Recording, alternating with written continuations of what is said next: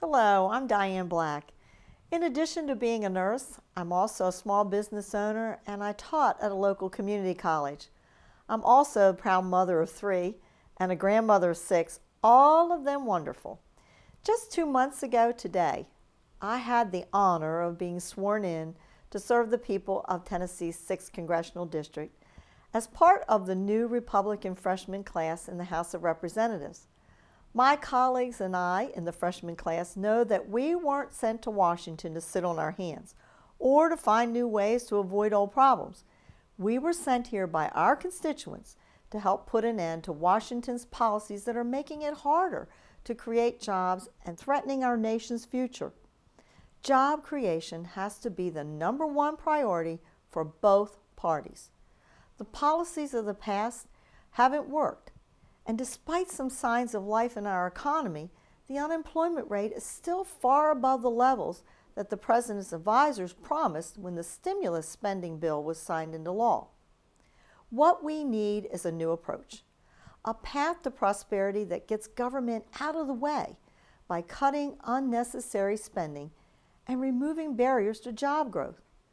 We need to unleash our nation's economy instead of burying it under a mountain of regulation, taxation, and debt.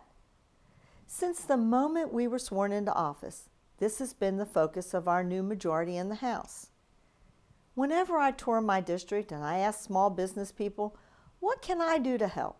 They tell me to just get government out of the way, and they'll create the jobs and grow on their own. That's exactly why our new majority is taking a complete inventory of Washington's rules and regulations, looking to root out the ones that make it harder to create jobs. We're hoping to find things that could have been discovered if Washington had been doing its work in an open and transparent way. There's no better example of this than the 1099 paperwork mandate in Obamacare. The House passed a bill this week to repeal it. And soon, we're going to vote to cut wasteful mandatory spending programs, not just in Obamacare, but also in the Dodd-Frank financial regulation bill that's drying up credit for our small businesses. We've also got our eye on EPA rules that are hurting job creation and creating higher gas prices. It's just not the overreaching that has to stop. It's the overspending, which many economists agree is a barrier to job creation. It's now been just 2 weeks since the House passed H.R. 1. A bill that makes much-needed spending cuts and keeps the government running through the end of the fiscal year. Unfortunately, the Democrats who run the Senate haven't allowed the vote on this bill or any other bill that would cut spending and keep the government running long-term. You may have heard President Obama say that we need to make sure we're living within our means. He's right about that. Unfortunately, his budget doesn't match his words. It continues out-of-control spending, it adds to our $14 trillion debt, and it adds to the uncertainty that makes it harder to create jobs. Maintaining the status quo and refusing to offer a credible plan to cut spending is just unacceptable and inexcusable.